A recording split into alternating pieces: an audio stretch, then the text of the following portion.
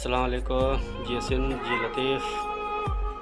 दोस्तों कल एक वाक़या हुआ जामशोरे में जंहिंमें हिकु पठण जी न्याणी कपिड़ा विकिणो कंदड़ 8 ॾींहंनि खां लापता हुई।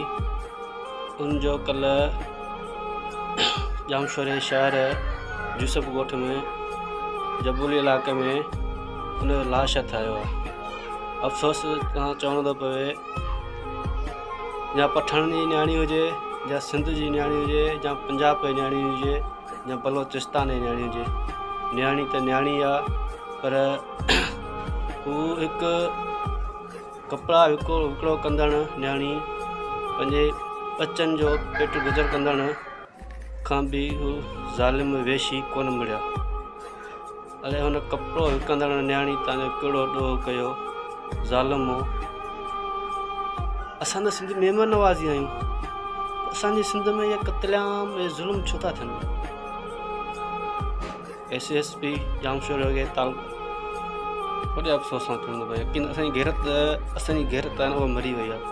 असांजो कंध शर्म खां झुकी वियो आहे। यार हिकु न्याणी पठाण जी कपिड़ो विकिणंदड़ न्याणी कहिड़ो तव्हांजो हुन ॾोह कयो, कहिड़ो तव्हांजो हुन गुनाह कयो जंहिंखे तव्हां क़तल कयो आहे, ज़्यादती कई आहे। शर्म तव्हांखे कोन थो अचे? तव्हांजे घर में न्याणियूं कोन्हनि के? अपील था कयूं जामशोरे SSP खे जेतिरो जल्द हुननि कातिलनि खे गिरफ़्तार कयो वञे, उनजे वारिसनि खे इंसाफ़ ॾिनो वञे।